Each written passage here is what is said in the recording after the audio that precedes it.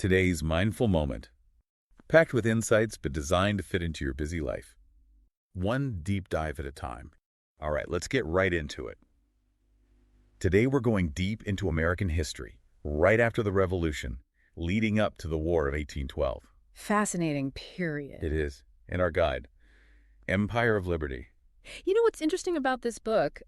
It really challenges that simple idea of America's founding. Right, like everything was smooth sailing into democracy. Exactly. It shows it was a period of intense debate, social upheaval, even anxiety about democracy itself. Yeah, makes you think about those founding fathers a little differently. Absolutely. Like John Adams' Empire of Liberty points out, he actually envisioned a system that kind of mixed things up. A little republic, a little monarchy, even a touch of aristocracy in there. It's kind of wild when you think about it, right? They just fought a revolution to get rid of a king. Yeah. And suddenly some are thinking, maybe we need a little bit of that back. Like they wanted it both ways. It's a real paradox. Have their cake and eat it too. Precisely. And the book uses this great anecdote to show Adams' own struggle with this new informal republic. Oh, tell. On Inauguration Day, picture this Adams, the vice president, no clue how to act during Washington's address to Congress. Oh no, do I stand? Do I sit? What's the protocol here? Exactly. He even compared it to the British monarchy, trying to figure out what his role should be in this new system. Wow. So that tension between old power structures and this new democratic spirit. It was real. Very real. And it wasn't just in the minds of a few founding fathers either. It was bubbling up across society as a new political force emerged. The Republicans. Yes, the Republicans, a bit rowdy, weren't they? They were, and they weren't just offering a different opinion. They represented a whole different segment of society. Social and economic changes were happening, Right. and the Republicans challenged the Federalist establishment. So who are these Republicans? Think ambitious artisans, merchants, farmers, those who felt left out by the Federalist elite. Empire of Liberty brings this clash to life with characters like Matthew Lyon. Now, there's a guy who didn't hold back. Oh, he was a firebrand, a true firebrand, representing the poorer sort of people. And he wasn't shy about calling out his Federalist opponents. Tories and aristocrats, he'd say. It shows these political battles were more than just ideas. They were personal. Absolutely. Reflecting real anxieties and aspirations of different groups. And this tension, it wasn't just in Congress, right? We had the Whiskey Rebellion. Ah, yes. The Whiskey Rebellion farmers in western Pennsylvania revolted against a tax on whiskey. They saw it as an attack on their livelihood. It was a huge moment, wasn't it? It exposed just how fragile the young republic was. The Federalist government had to confront the limits of its power. Even Alexander Hamilton, a staunch Federalist. Even Hamilton had to acknowledge that popular opinion and local resistance mattered. It's a question we still grapple with today, balancing national unity and a strong central government with the rights of states and citizens. It's a timeless challenge. And speaking of timeless challenges, the way Americans understood law and the role of judges, that underwent a major shift too. It was a period of real intellectual change, wasn't it? It was Empire of Liberty shows how even the concept of law was in flux, written constitutions. The idea of judicial review. So the notion that judges could actually strike down laws. That was brand new, still being debated. And it created friction between Federalists and Republicans. Because the Republicans believed the people's representatives should have the final say. Not unelected judges. They saw an independent judiciary as potentially dangerous, undermining the will of the people. A tension we still see today. Absolutely. Now, we can't talk about this period without mentioning the French Revolution. Oh, the French Revolution sent shockwaves across the Atlantic. You can't overstate its impact. At first, both Federalists and Republicans felt a sense of solidarity with France. Another revolution, like theirs. Exactly. But as the French Revolution got more radical and violent, opinions started to change. Empire of Liberty uses Thomas Paine as an example. Thomas Paine, the author of Common Sense, a hero of the American Revolution. But here's the twist. His once celebrated ideas began to seem dangerous in light of what was happening in France. So the French Revolution went from an inspiration to a cautionary tale. Precisely.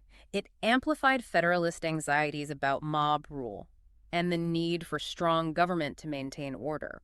And for Republicans. It raised tough questions. How far should revolution go? What are the limits of liberty? It's amazing how much was happening in such a short period. So we have internal divisions, a tax rebellion, a changing understanding of the law, and the French Revolution looming over everything. Yeah. What else was shaping the American identity during this time? Well, you can't forget about westward expansion. This was a period of incredible movement, Americans pushing into vast new territories, encountering new people, facing the challenge of integrating these lands and people into the nation. It really was the Wild West, wasn't it? Yeah. Full of opportunity and conflict. Absolutely. Empire of Liberty makes it clear. This wasn't just about land. It was about competing visions for what America should become. You had Jefferson's vision, an agrarian republic, a nation of independent farmers, living out true Republican values. That's a romantic image. It is. But even then, this vision was clashing with the realities of a changing society, especially in the North. Cities were growing. Yeah. Industries were emerging. Exactly. That simple vision of a nation of farmers was getting harder to maintain. And this tension between agrarian ideals and commercial realities, it would play a major role in American history, contributing to the Civil War eventually. It's fascinating to think that those seeds of division were already there. But Empire of Liberty also explores transformations within American society itself. Family dynamics, gender roles, even the way people thought about human nature. It's a rich and complex portrait. It doesn't just tell us about events. It dives into the subtle shifts that were reshaping the American experience. So let's unpack some of these societal transformations. What was changing in the lives of ordinary Americans during this era? One of the biggest changes was the rise of what we call civil society. It's that space between the individual and the government, where people come together, form groups, organizations. Not controlled by the government. Right, voluntary associations. It's driven by the people themselves.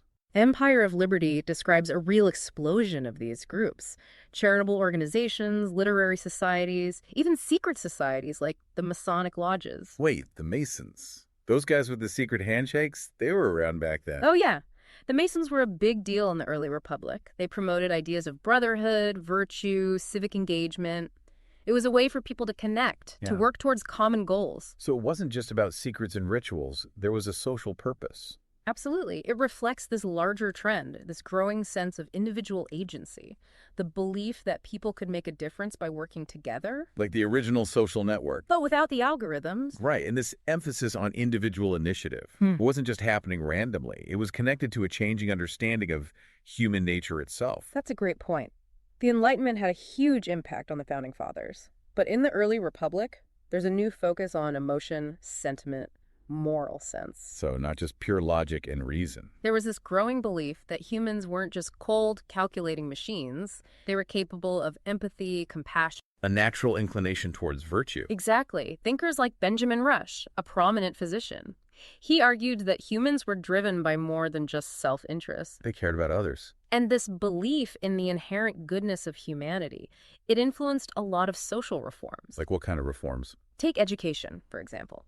The idea of public education, providing basic education to all citizens, it gained momentum during this time. That was radical back then. Education was often just for the elite.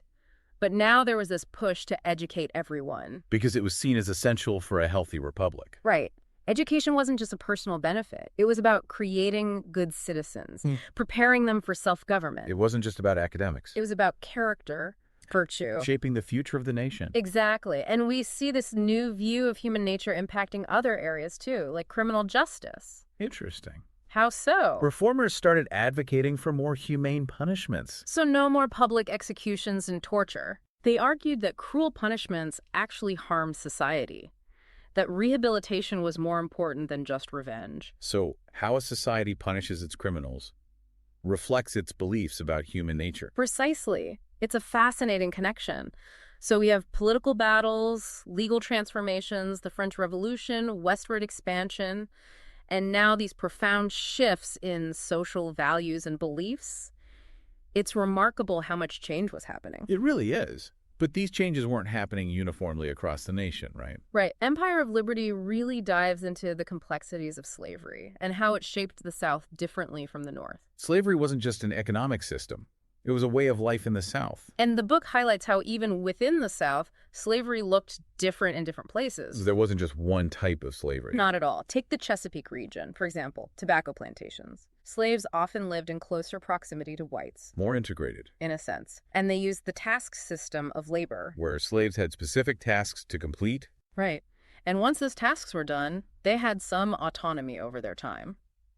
Now, it's crucial to remember that slavery in any form was brutal and dehumanizing. Of course. But this task system created a different dynamic between masters and slaves compared to other areas. What about those other areas? How was slavery different there? In the low country of South Carolina and Georgia, you had massive rice plantations, often very isolated, with huge concentrations of slaves. And rice cultivation was incredibly difficult, wasn't it? Back-breaking labor, the hardest work observed among slaves, according to the book. So a much harsher system. And the larger plantations, the sheer number of slaves, it created a more rigid social hierarchy, less interaction between whites and blacks. Two very different worlds. And these differences, they would eventually contribute to the divisions that led to the Civil War. The fault lines were already there in the early republic, shaping the identities of North and South in starkly different ways. A tragic paradox. The ideals of liberty and equality applied selectively. With devastating consequences. But even as slavery cast its long shadow, other transformations were happening. Changes in family dynamics, gender roles. The revolution wasn't just about political independence. It was about challenging hierarchies. Exactly. And the book talks about how Republican ideals started to influence family relationships, challenging patriarchal authority and traditional gender roles. So how are families changing during this time? Well, there was a growing emphasis on companionate marriage. Yeah.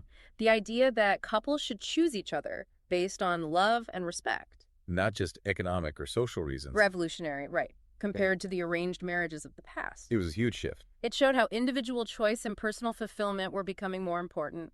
Child rearing was changing too. How so? Parents were encouraged to raise their children to be independent, rational, virtuous citizens. Ready to contribute to the republic? It was a shift away from blind obedience towards self-reliance and critical thinking. Children seen as future citizens. Who needed to be prepared for self-government? And what about women? Did the revolution bring about any significant changes for them? That's a great question. They played such vital roles during the revolution. They did boycotting goods, running businesses. Some even disguised themselves as men to fight. Wow. Empire of Liberty mentions Deborah Sampson. She enlisted in the Continental Army as a man, served for over a year before being discovered. Talk about breaking barriers. So did they achieve greater equality after the war? Sadly, not as much as many hoped. While there was some progress in education and property rights, women were still largely confined to the domestic sphere. So the all men are created equal thing Yeah. didn't quite apply to them. It's a reminder that progress isn't always straightforward, and revolutions can have unintended consequences. It's frustrating how long it took for women to gain basic rights. But it's important to acknowledge that those conversations were happening. Women were challenging traditional roles, demanding equality. Laying the groundwork for future generations. Exactly. So we see progress, but a long way to go. And while all this was happening internally, the young nation was also trying to figure out its place in the world. Navigating a complex international landscape. It was a real balancing act. America was this new nation surrounded by powerful empires. Each with its own agenda. Great Britain, still bitter after the revolution, France, in the midst of its own revolution, and Spain, controlling vast territories. They were all vying for power and influence. So the U.S. was walking a tightrope. Try not to get tangled up in any conflicts while asserting its own interests. Not easy, especially with all those internal divisions we talked about. The Federalists and Republicans had very different ideas about foreign policy. Absolutely. The Federalists, pro-British, favored closer ties with Great Britain. They saw it as a vital trading partner. A bulwark against the radicalism of France. The Republicans were more sympathetic to France. They saw Great Britain as a threat to American sovereignty. So these weren't just abstract debates. They reflected deeper ideological divisions. It made forming a coherent foreign policy incredibly difficult, especially with all the international events happening. What kind of events? Well, one of the biggest challenges came from Great Britain's practice of impressment. Impressment. What's that? Basically, British ships would stop American ships and forcibly remove sailors, claiming they were British deserters, So they were kidnapping American citizens. forcing them into the British Navy. That's outrageous. It was a major source of tension between the two countries. And then you had the French Revolution and the Napoleonic Wars. France was trying to cripple British trade, With blockades and seizures. and American ships got caught in the middle. Trying to stay neutral, but getting punished by both sides. Exactly. American merchants were getting squeezed, their ships seized, goods confiscated, crews harassed. It was a no-win situation. So what did the U.S. do? Jefferson, a man of peace, tried to avoid getting entangled in European conflicts. He wanted to focus on America's own development. Westward expansion, avoiding foreign entanglements. But he also wanted to force those European powers to respect American neutrality. So what did he do? He enacted the Embargo Act of 1807. What did that do? It banned American ships from sailing to any foreign port. Wow, a bold move. The idea was to hurt Britain and France economically, but it backfired. The embargo devastated the American economy, and it barely affected Britain and France. So a failure. Unfortunately. And Jefferson's successor, James Madison, faced with ongoing British aggression.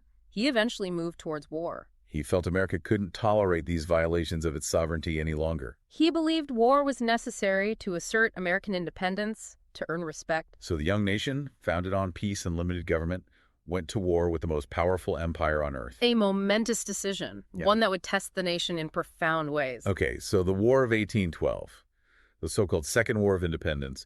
But was it really just about British impressment? What else was going on? Impressment.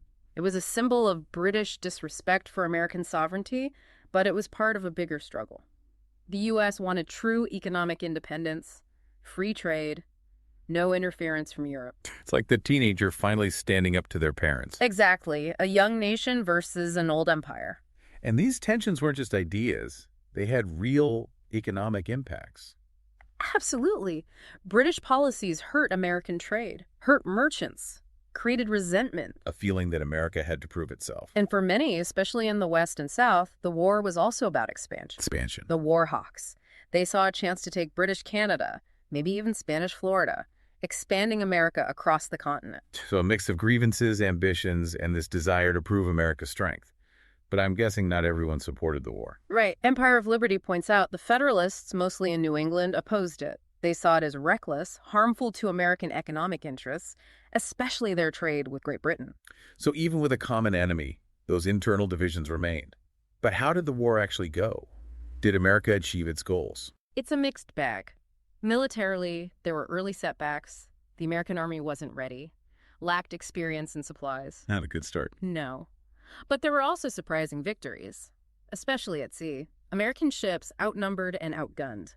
They held their own against the mighty British Navy. Those must have been incredible battles. They were, and those naval victories, along with some key land battles like the Battle of New Orleans, they boosted American morale and helped secure favorable terms in the peace treaty. So America came out stronger. In some ways, yes. The Treaty of Ghent ended the war. It basically reset things to how they were before. No territory changed hands. Impressment wasn't even addressed. So what was the point of the war? The treaty didn't achieve everything, but the war had a huge psychological impact. It showed that America could stand up to a global power. It created national unity and pride. Like a huge underdog victory. Exactly. And that confidence had a ripple effect. The war led to economic growth, fueled westward expansion, solidified America's independence on the world stage. So the War of 1812, Yeah. it was more than just a few battles. It transformed America's self-image and its place in the world. It marked the end of the early republic and the beginning of a new era. Wow. We started this deep dive, Yeah. expecting a simple story of American democracy. But we found something much more complex. And much more interesting, wouldn't you say? Absolutely. Hmm. We learned that building a nation, it's messy, it's complicated, it's about facing tough questions, about freedom, equality, and the limits of power. Empire of Liberty reminds us that the early republic, it wasn't just about victories and heroes. It was about the everyday struggles of creating a nation. Grappling with internal divisions, confronting difficult truths. And as we face our own challenges today, it's worth remembering the lessons of the past. The American experiment, it's ongoing. It requires our participation and our critical thinking. So that's our deep dive into the early American Republic. Thanks for joining us. And if you're interested in learning more, I highly recommend Empire of Liberty. It's a fantastic book that will challenge your assumptions and deepen your understanding of this crucial period in American history. There's a link to buy the book in the episode description. And if you enjoyed this deep dive, don't forget to subscribe to our channel and share it with anyone who loves exploring ideas. We'll be back soon with another fascinating topic. Until then, keep those minds curious and engaged.